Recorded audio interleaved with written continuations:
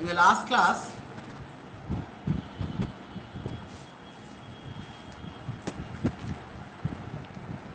we have, I think we have discussed up to 273, and the network issue was there from 273 onward.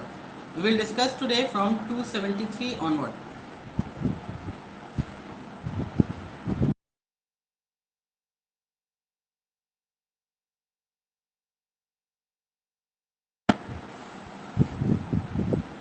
Okay.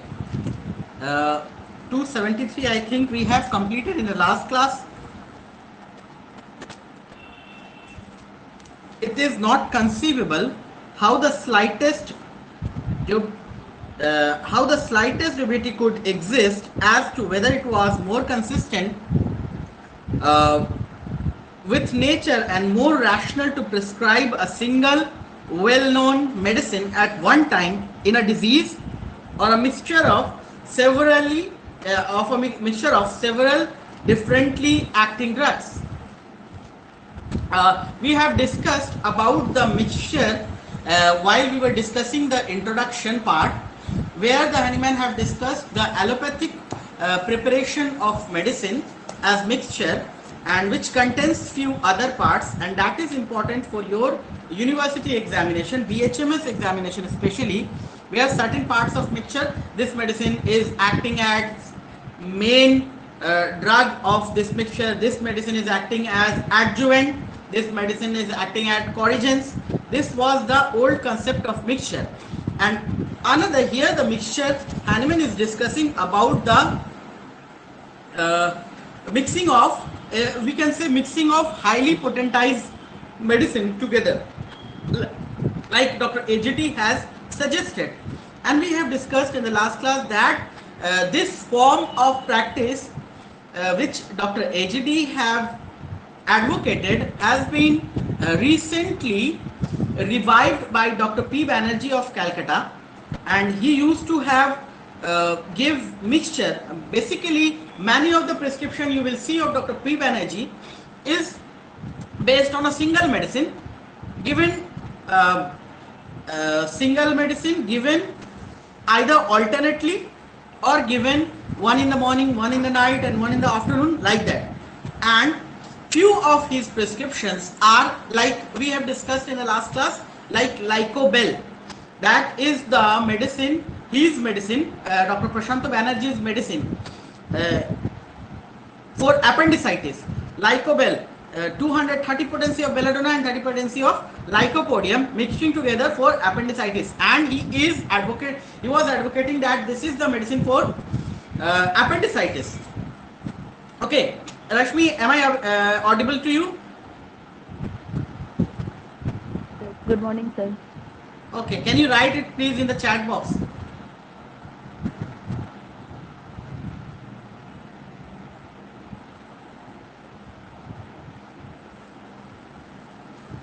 Okay.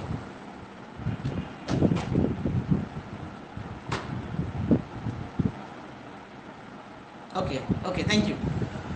So that was the mixture of two highly potentized medicine, raise your hand to ask some question. Now, this mixture of two highly potentized medicine and given for a specific disease, and that is the method of Dr. P. Banerjee, and this he found useful, as Hahnemann himself have told that it is useful in certain condition, as Dr. AJT have observed, but it is far inferior than giving a single medicine. If you to differentiate between lycopodium and belladonna, you will be able to choose either of them.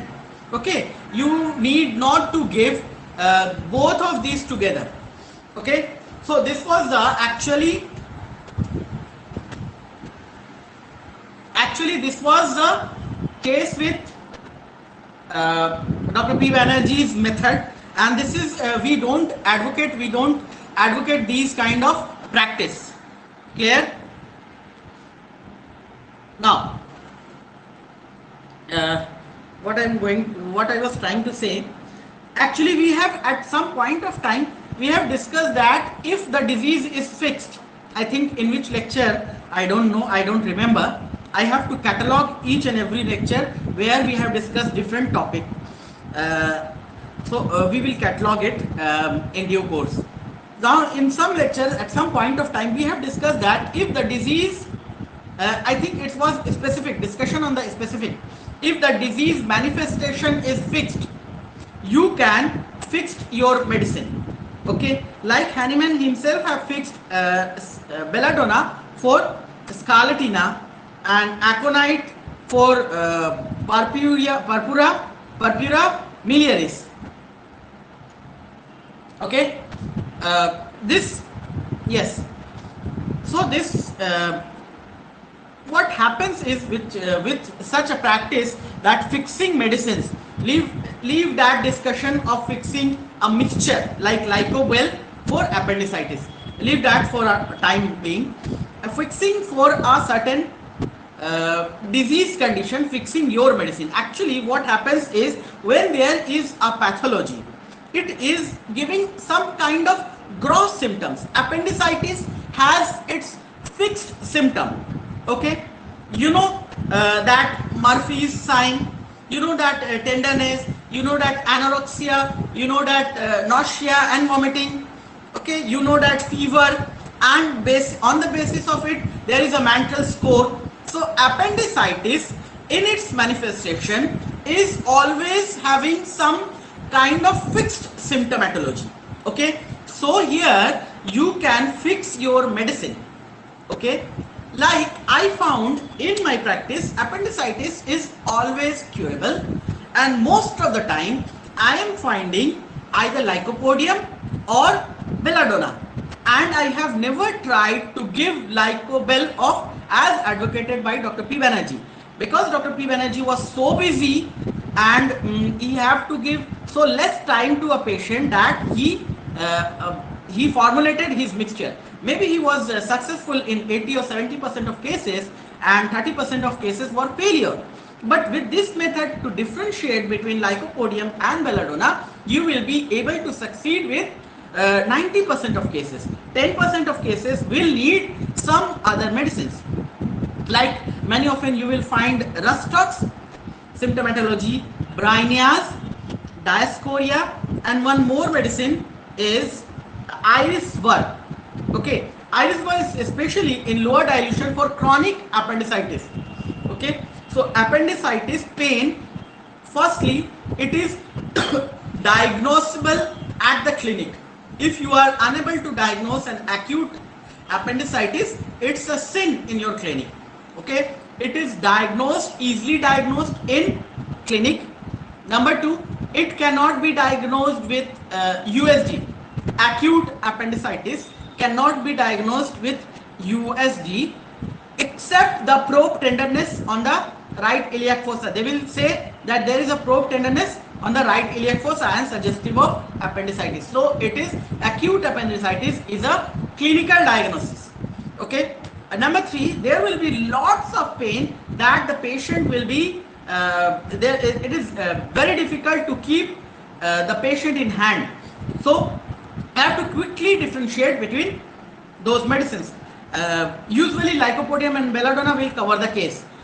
Belladonna, every jerking is causing pain, and pain is throbbing like character, and pain is with the pain patient is becoming restless and violent. This is belladonna pain. And lycopodium, there is a pain aggravation at 4 to 8 p.m. or evening aggravation of the pain, and there is an amelioration with the warm drink or warm application, that is lycopodium. And with these only two medicines, I have solved almost all of my cases of appendicitis in clinic. And further, for chronic appendicitis, you may need Iris Burr in lower dilutions repeatedly, giving repeatedly. Like a few weeks back, I have given a case in WhatsApp group where there was a appendicular mass formation was there, and we have treated the patient with Iris Burr. And further, those mesenteric lymphadenopathy were gone with thyroidinum. So when the pathology, when the prescription is on pathology, and these kind of pathology have their fixed, fixed manifestation, so you can fix your medicine. Okay. So this was about the mixture, and we have in the last class discussed about this aurum self, natrum self, calcarea self in the last class, and this we called synthetic prescription. Though Kent have not actually included these kind of indication in his Materia Medica. You will not get this in natrum self in Kent's lecture, but this were available. This was the lesser writings of Kent, where he have discussed this kind of synthetic prescription, that some portion of natrum and some portion of sulfur will make it to natrum self. Some portion of aurum and some portions of sulfur will make it to aurum self. We have discussed this in the last class. Today we will discuss from 274. If you can read it for me.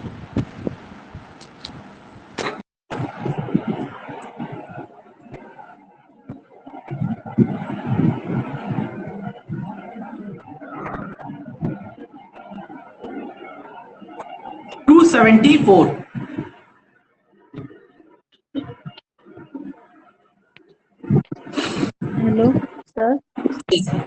Yes, you are audible. 274. Yes, 274.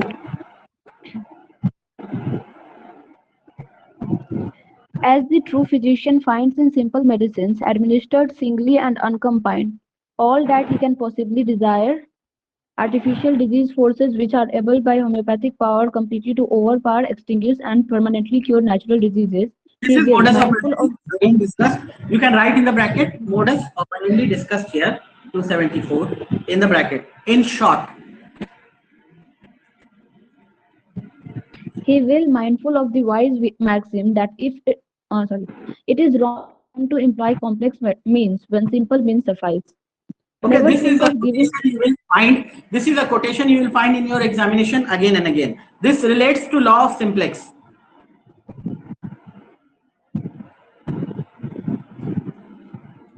Never think of giving as a remedy any but a single simple medicinal substance. For these reasons also, because even though the simple medicines were thoroughly proved with respect to their pure peculiar effects on the unimpaired healthy state of man, it is yet impossible to foresee how two or more medicinal substances might, when Underline this, compounded, impossible to foresee. Underline this. These are, you will be asked in your Viva examination and your written examination also, that why you should not administer more than one medicine or a mixture at a time. So these are the answer you should write. Impossible to foresee how two and more medicinal substances might, when compounded, hinder and alter each other. Underline hinder and alter each other's action on the human body, and because, on the other hand, a simple medicinal substance, when used in diseases, the totality of whose symptoms is accurately known, renders efficient aid by itself alone, if it be homeopathically selected. And supposing the worst case to happen, that it was not chosen in strict conformity to similarity of symptoms, and therefore does no good, it is yet so far useful that it promotes our knowledge of therapeutic agents, because by the new symptoms. Underline this. If you are using a single medicine, you will be gaining knowledge of therapeutic agents, that is medicine. But if you are giving brainia, okay, and some sort of headache and some sort of other symptoms, because it was not similar, so some sort of other symptoms were developed, and now you are actually able to know that this action is due to brainia. But suppose you are giving brainia, pulsatilla and mercurius at a time, and now you got a peculiar kind of symptom. You won't be able to tell that whether this symptom is due to pulsatilla or mercurius or brainia. Okay, so this is the second point. Because by the new symptoms excited by it in such a case, those symptoms which this medicinal substance had already shown in experiments on the healthy human body are confirmed, an advantage that is lost by the employment of all compound remedies. Underline this. This was the advantage. Okay.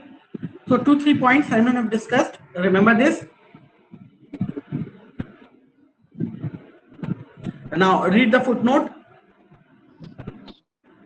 When the rational physician had chosen the perfectly Who is a homeopathic rational medicine, physician? Who is a rational physician? homeopathic physician, Whenever Hahnemann using superlative form of praise for a physician, he means a homeopathic physician. Whenever Hahnemann is using superlative form for a system, he means homeopathy. Okay. yes, sir. When the rational physician had chosen the perfectly homeopathic medicine for the well-considered case of disease and administered it internally, he will leave to irrational allopathic routine the practice of giving drinks or fermentations of different plants, of injecting medicated blisters, and of rubbing in this or the other ointment. Okay, but these are the practices there, means injection or this kind of tonic.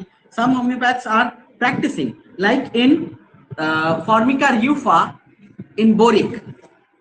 Formica rufa in boric. If you can see there, Formica rufa. Most probably this is. Okay, and there in the relationship you will see the many injection in the boric relationship.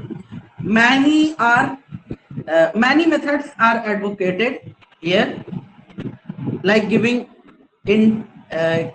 injections 8 till 12 days after the first injection, and this second paragraph of relation, third paragraph of relationship, okay.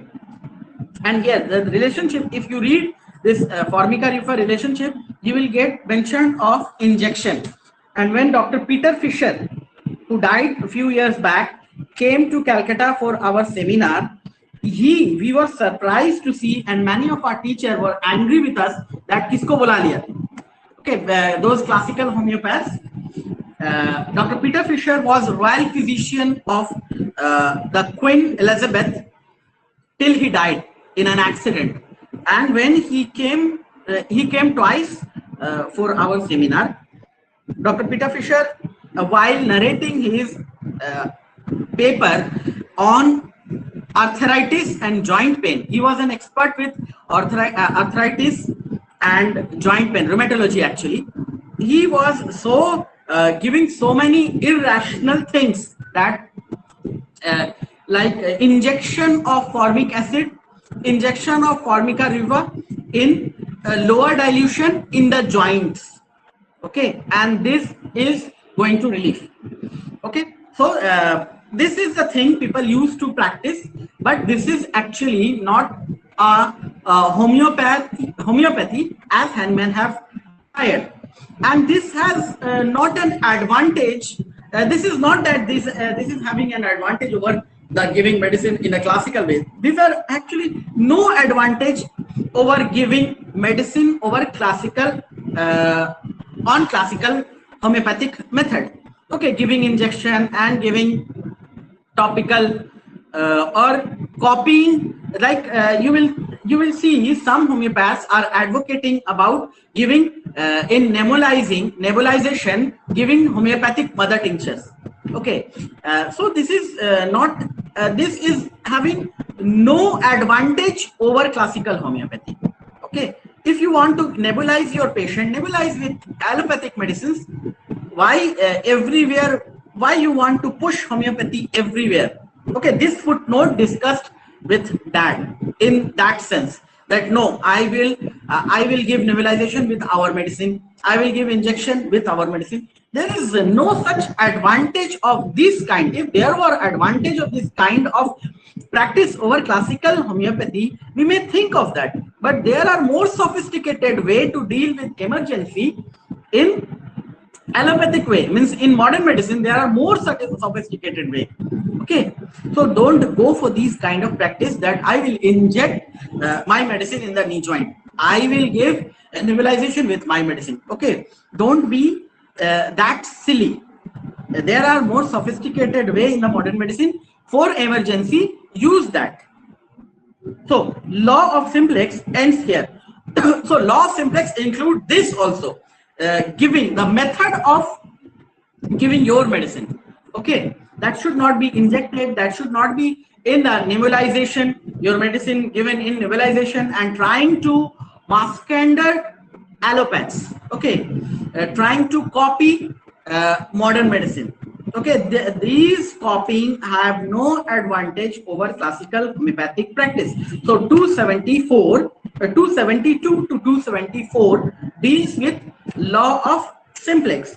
Now this in fifth edition, 275 to 287 is dealing with the doses. The law of minimum, law of simplex, then law of minimum. If you see the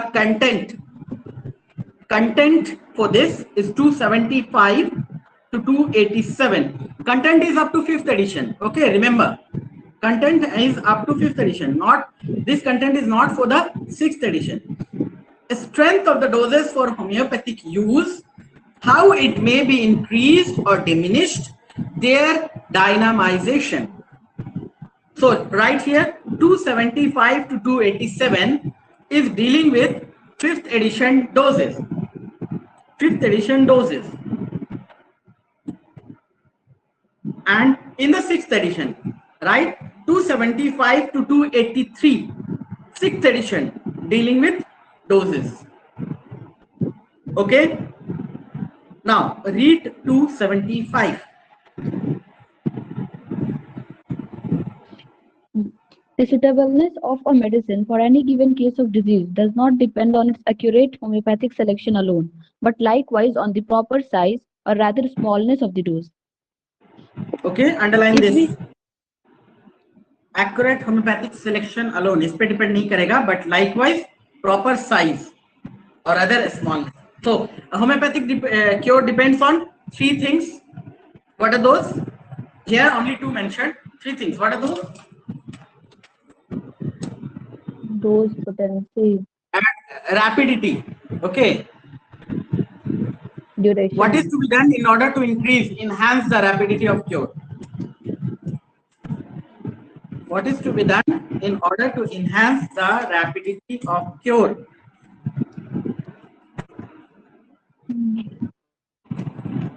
Medicine selected, given in the minutest dose, and repeated at suitable intervals. Again, repeat again, please.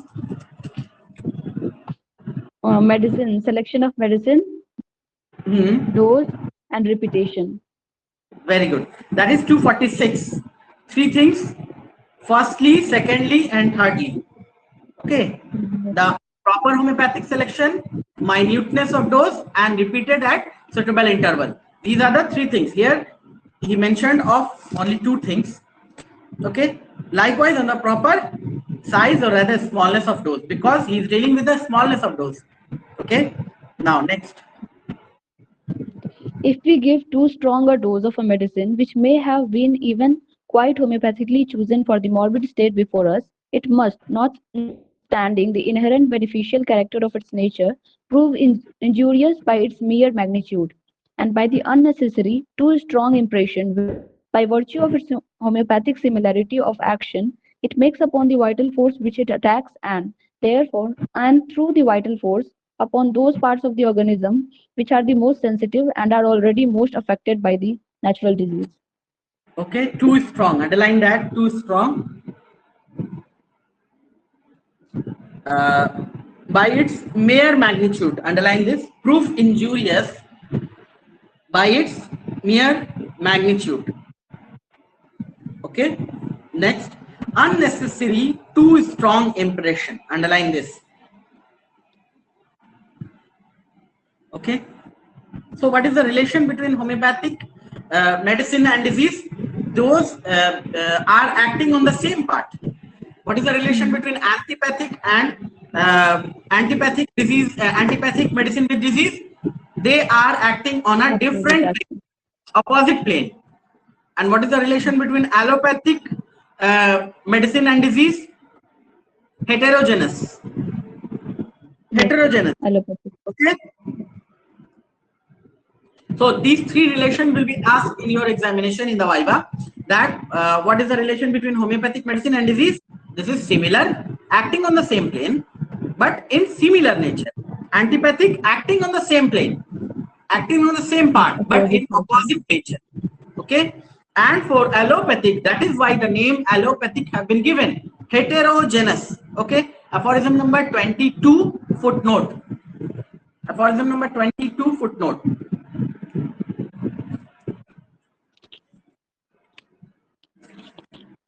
There the definition of allopathic has been given.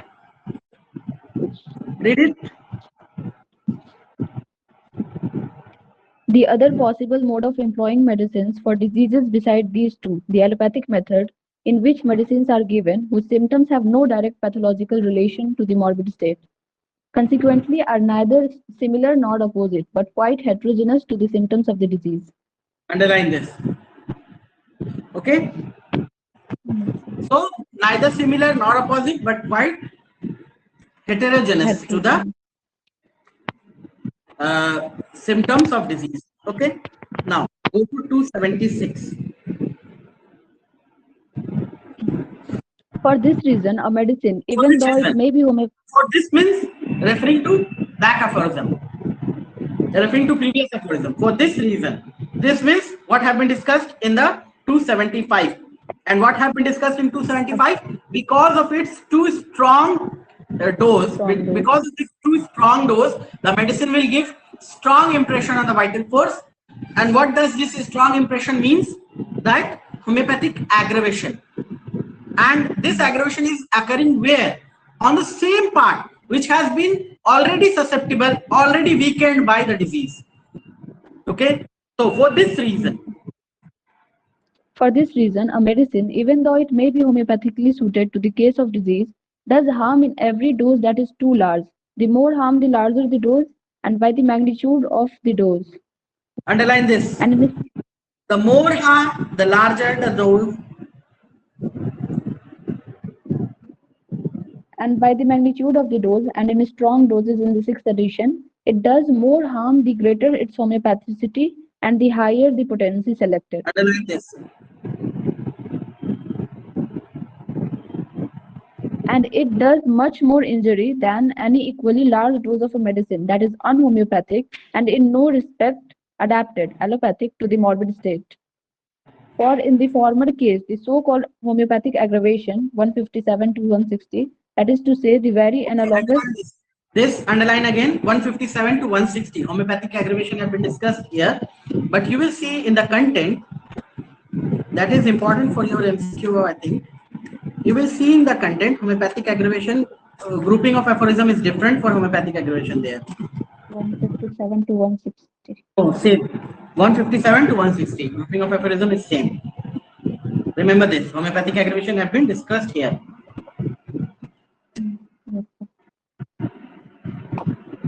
And the following is the definition of homeopathic aggravation.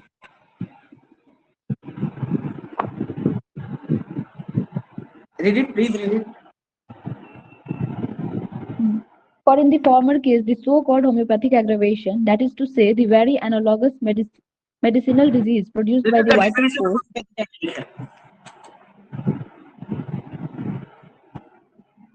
Medicinal disease produced by the.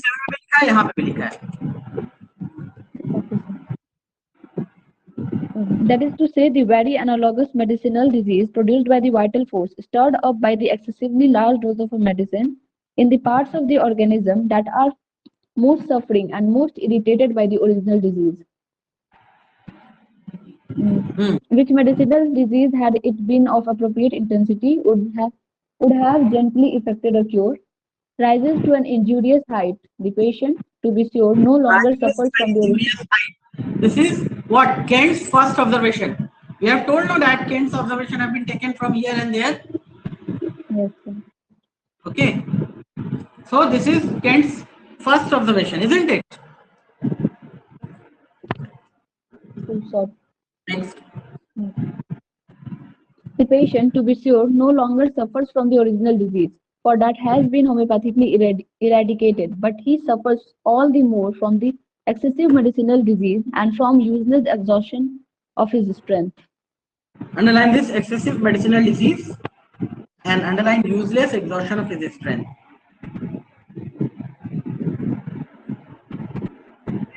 Two things. Okay. Now, there is a footnote to 276 in the previous page. The praise bestowed of late years by some few homeopathists on larger dose is owing to this. Either they choose a low dynamization of medicine to be administered, as myself used to do 20 years ago, from not knowing any better, or that the medicine selected was not perfectly homeopathic. Two things. Underline low dynamization in large doses. Low dynamization in large doses. And what does this large dose means actually? It may be meaning low dynamization in not low dynamization, means higher dynamization in repeated dose will also act as large dose. Okay, like lycopodium 200, if you are giving lycopodium 200 in repeated dose, it will act as a large dose.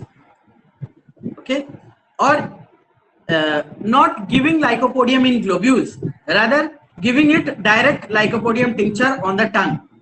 Okay, this is not for your Viva assumption. There are lots of controversy with large dose, which will be called large dose. Okay, that is a different thing.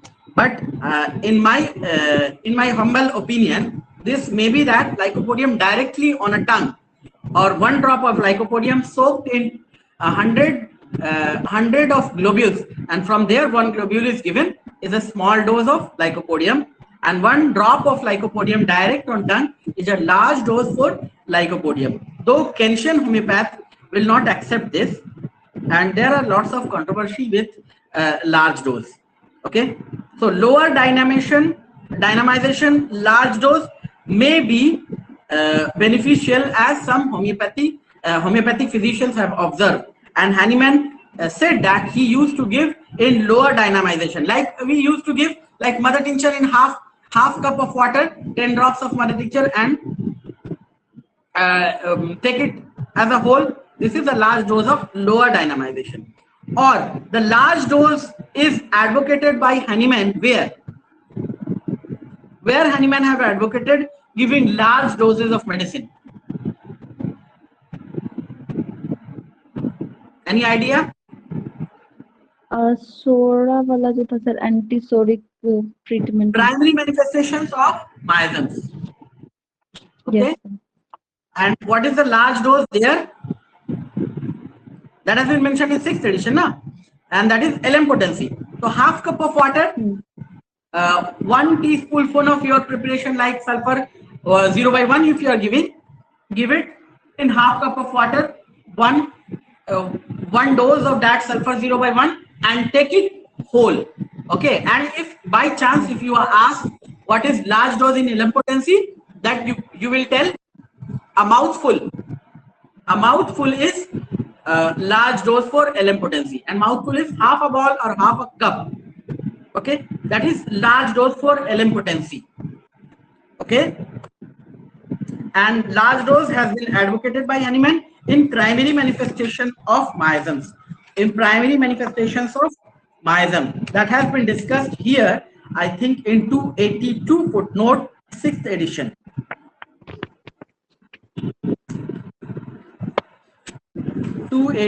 Footnote 6th edition. Yes, sir. The large dose in primary manifestation. Okay, and in the same footnote you can mark a landmark is there, external application, last paragraph. Hahnemann is talking about external application. This may be a Viva question for honors, that where Hahnemann have mentioned about external application in homeopathy. So this is the place where Hahnemann have discussed regarding external application, the last paragraph of that. The fig what? if they existed for some time without treatment, have need for their perfect cure, the external application of their specific medicines, as well as their internal use at the same time. Okay.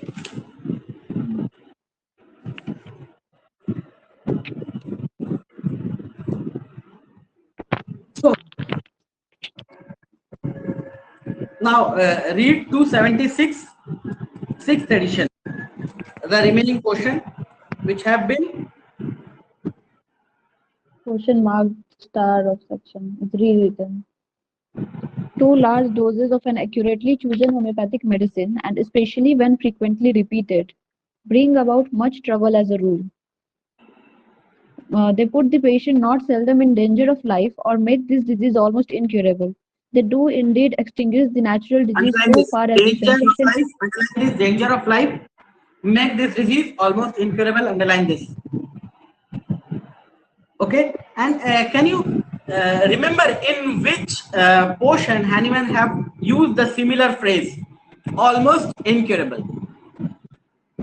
For which kind of disease Hahnemann used similar phrase? One-sided disease, sir. Almost, making almost incurable. Disease, on-sided disease No. is difficult to cure, not No. incurable.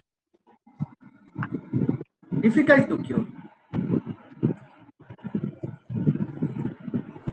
That's Remember? repetition वाला part थी. थोड़ा सा सोचो. Think a bit. Go to 75. Aphorism number 75. Allopathic pseudo. Artificial chronic disease. Go to aphorism number 75. Yes, sir. Okay. I thought you were asking about that in homeopathic cases. No, not homeopathic. So same kind of disease Hahnemann is discussing here. Is it not? This is also a medicinal disease.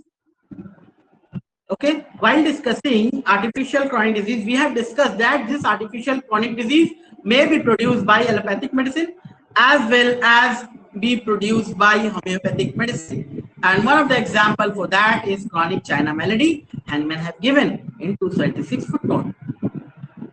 Yes. Is it not? There we have discussed. Chronic China malady and chronic quinine intoxication. Quinine intoxication or chronic bark dyscrasia as discussed in aphorism number 235 footnote. 235 footnote. So write in the margin here 276 footnote in the margin. In the margin, write chronic bark dyscrasia 235 footnote.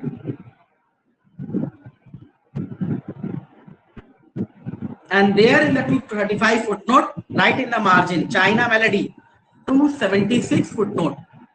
And this is a kind of artificial chronic disease produced by homeopathic medicine. Okay, so artificial chronic disease may be produced by homeopathic medicine as well. Okay, and you will be asked in your Viva examination that which is more dangerous, homeopathic the medicine, artificial chronic disease produced by homeopathic medicine, or artificial chronic disease produced by allopathic medicine. The artificial chronic disease produced by homeopathic medicine is more dangerous. Why? Because that is acting on the same part of the organism which have suffered a lot as well before. Okay. Yes, sir. The more susceptible, the weakened part of the organism that homeopathic medicine have been acting. Okay, so this is more dangerous. Homeopathic medicines in large doses is more dangerous. Okay, now one instance we might have discussed previously as well is that you will find at case taking, you will find that certain patients are out and out pulsatilla. That you are very happy that you will be giving pulsatilla to this medicine, that he is giving every symptom present in your Mathemedica and the patient is giving to you. Okay, and on examination there is on proper interrogation there is a caution that you should interrogate whether he is taking any homeopathic medicine, and he will tell, yes, so and so doctor have given me pulsatilla 2 years back, and that pulsatilla 200 potency I am taking daily dry on tongue in the morning. For last 2 years I am taking this. So you will see, oh gosh, this is pulsatilla artificial medicine. You can't do anything here except to antidote, try an antidote pulsatilla, or wait and watch with your placebo. Okay, so you will be very don't be get very happy in your clinic if you are getting a out and out a picture of certain medicine. Okay, before prescribe that medicine, just ask whether he is taking any homeopathic medicine or not. Okay, so that was also a artificial chronic disease produced by homeopathic medicines, large doses. So repeated doses of the same medicine may act as a large dose. Okay, next. They do indeed extinguish the natural disease so far as the cessation of the life principle is concerned, and the patient no longer suffers from the original disease from the moment the too strong dose of the homeopathic medicine acted upon him, but he is in consequence more ill with the similar but more violent medicinal disease, which is most difficult to destroy. Okay, and there is a footnote regarding that chronic China malady. This China malady in the modern days, you will find that they are giving for malaria, recurrent malaria, and quinine. That is so very common, but that we have discussed natramute and ipecac for that. This bad effect of quinine. Okay, two medicines we have discussed, ipecac and natramute, and one of the medicine is China. Maybe China sulf is also, China ars is also there. These are the bad effect of quinine. Huh? Chininum sulf. Chinimum sulf. Chininum sulf. Yes, chinimum sulf. And chinimum ars. And China itself. And ipecac and natramute. Okay, for the prescription of natramine and ipecac, try to search out if there is a history of malaria and treated with quinine. And most of the malaria are treated with quinine. Why you are going to risk your patient or your practice instead? That if you find malaria in the very first, that patient came on the first day of malaria, and you find on investigation it was malaria. On the first day, if you are able to find, if you are able to diagnose malaria, give your medicine and it will act. Few years, means I have to do like that, and you will get your medicine in either ipecac in Calcutta. I don't know about other places. In Calcutta, you will be getting your medicine either in ipecac or eupatorium or natramute. Okay, I might have discussed cases 1 year back regarding ipecac, natramure, and this eupatorium. If there is lots of vomiting, you may go for ipecac. If there is lots of pain, you may go for eupatorium. And if there is a marked tongue of natramure, this is called map tongue of natramure, you can give natramure.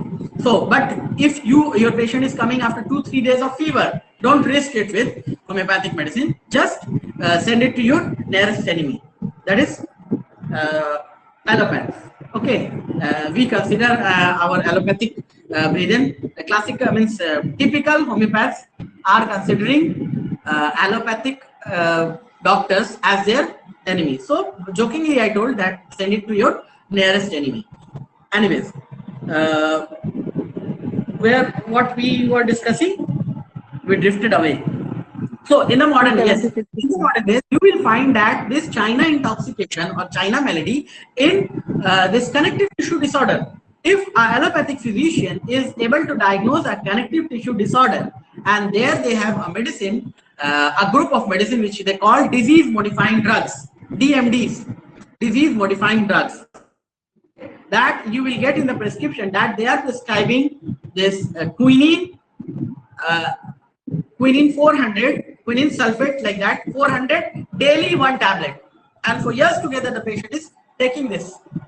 Okay, so this is also one of the case of connective tissue disorder where you will find this kind of China malady. If there is a China malady, according to Hahnemann, this is an artificial and almost incurable disease, but according to us, for the modern days practice, you can easily antidote it with your medicine, like China in higher potency.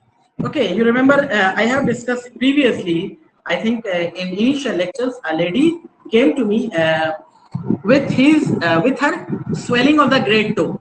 Okay, X-ray was normal. All of the sophisticated tests which can be done, like RA, DS, anti-DS DNA, anti-CCP, all were normal. Every possible test were normal. Uric acid was normal, and there was a swelling of the great toe. And the lady was coming to me for 2-3 months, I think, and I was unable to give her relief with my medicines. Rather, other symptoms were better, but these particular symptoms were not going. So the lady went away from my treatment, and he consulted an allopath. After seeing all those tests, that allopath considered that there must be some connective tissue disorder, and he started quinine sulfate. Okay, in prescription, I saw after 3 months, the lady came back to me and told that Dr. So and so doctor have treated me for this problem in the great toe, and now that problem has gone. I saw the prescription and there was quinine sulfate for the lady was taking, I think, for months together, and now the lady came to me with certain symptoms of gastritis or this and that. Lots of symptoms were there, and which were totally of China. I gave her China 204 or 5 doses, and slowly and gradually that symptoms of quinine intoxication went away. Okay, so that is a complementary incidence of complementary cure, you can say, or recovery, you can say, of an allopathic physician and a homeopathic physician, where they are acting as complement to each other. So this you will find in connective tissue disorders. Allopathic physicians are prescribing this quinine, and this quinine was also prescribed during COVID days. They think that this azithromycin combined with quinine sulfate will act as antiviral. Stereoscopic view of them. They will say something at some time and something at some time. This azithromycin, if you read their textbook of pharmacology, you will see that this azithromycin have no effect, antiviral effect, and they were saying that azithromycin has having antiviral effect. But azithromycin has antiviral effect only when it is combined with China, and then they started giving azithromycin with China, this quinine sulfate. Now again they withdraw that. No quinine sulfate should be there. This is called stereoscopic view they are having. So this in COVID days.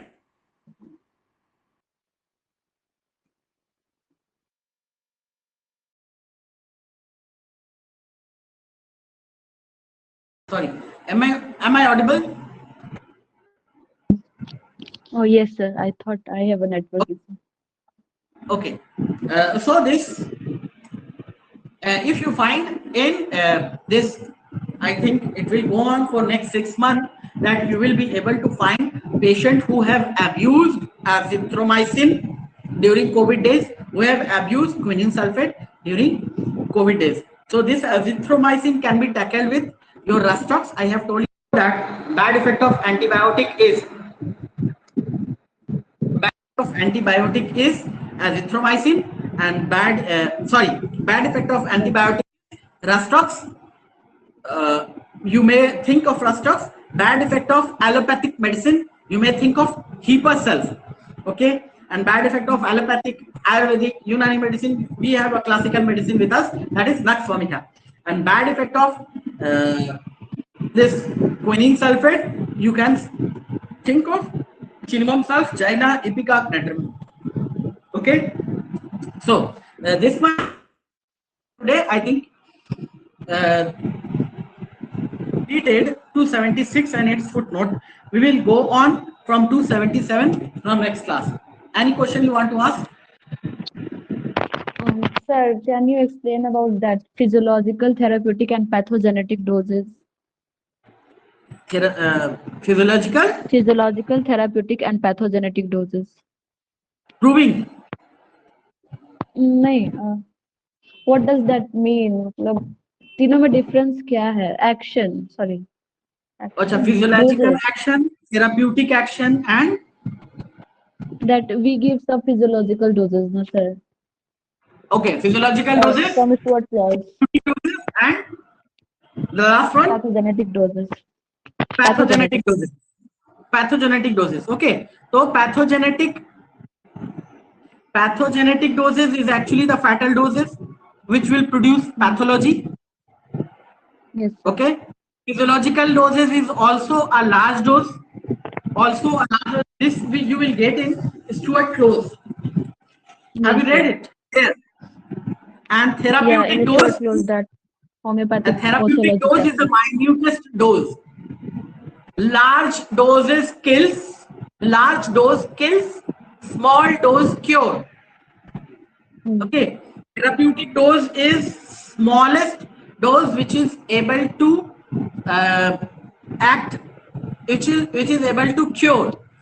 Therapeutic pathogenetic dose is which is producing pathologies. Lethal doses in forensic medicine, you will get every poison has a lethal dose. Remember that? Yes, sir. Lethal dose of that Cuchilla seed, lethal dose of Nux vomica, lethal dose of cocaine, Yes, okay, sir. lethal dose of common salt, okay, lethal dose of sulfuric acid. So that is pathogenetic doses, pathological doses. But in the pathogenetic, if you are telling pathogenetic doses, no, that is also in homeopathic sense, that is for the proving. That is for the proving action. But for this pathogenetic doses, it is pathological actually, which is able to produce the pathology, which is able to kill a patient. Pathology. But if you are telling pathogenetic, that is we are using in proving, and that is nothing but therapeutic dose. So while telling pathogenetic, you should tell it is pathological, producing pathology. Okay, there is a quotation of Paracelsus. Paracelsus, that is the poison. Anything which is in excess is poison. Even the common salt may act as a poison when it is crossing the threshold. Okay, so that is anything which is in excess is poison. Okay, so therapeutic is small dose and pathologic is lethal dose, and in between them, which is able to produce physiological changes in the body, that is physiological doses. Okay, sir. Yeah. It became a bit confusing now because बहुत जगह लिखा हुआ है तो थोड़ा confusing हो गया था. कहाँ लिखा हुआ बताइए? Third page. What close? Posology chapter.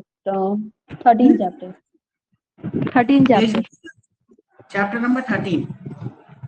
Yes, sir. 183.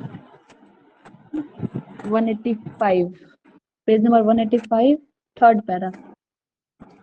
Third para. The physiological action of drug is not its therapeutic or curative action. It is exactly the opposite of a curative action and is never employed in homeopathic practice for therapeutic purpose. What is confusion there? Pathogenetic symptoms, sir. Next para. The use of the word Pathic parlance, therefore, action. Huh? In homeopathic parlance, therefore, these are termed pathogenetic symptoms, a term which is preferable because it is accurate and truthful.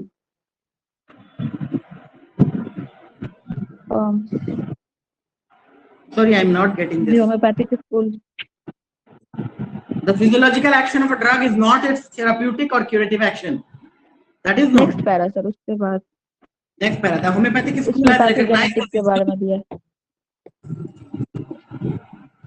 In homeopathic treatment, okay. In homeopathic treatment of disease, a drug is never given for its pathogenetic action.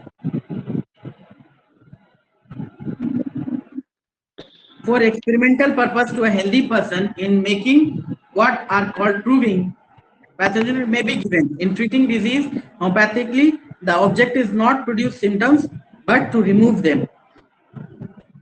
Okay, so that is why I'm saying no, pathology and pathogenetic will be confusing. Here the pathogenetic doses is used as pathological doses. Okay, pathogenetic doses for proving is nothing but therapeutic doses. Don't confuse that pathogenetic with pathology. Here the pathogenetic means pathology. Pathology, not the small dose. Okay? And Don't confuse this. homeopathic is therapeutic, that means. Homeopathic is therapeutic doses. And drug proving is also giving in therapeutic doses. Doses are given in therapeutic doses. Okay. The pathogenetic, you remember the quotation, the pathogenetic power of a drug is the therapeutic power of a drug.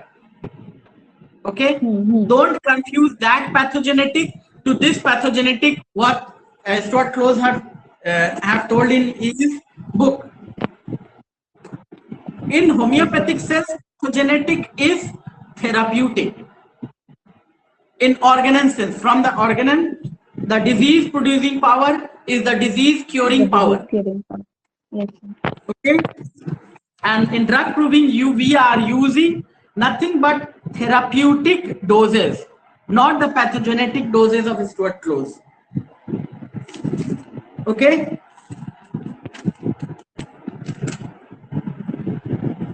Clear? Yes, sir. Okay. So viva में ये सब नहीं पूछेंगे ना. Pathology and pathogenetic, don't confuse this. Here in Stuart Close, pathogenetic means pathological dose, not therapeutic doses. But from organon point of view, that pathogenetic is the therapeutic. Okay, sir. Okay. Thank you. Thank you, sir.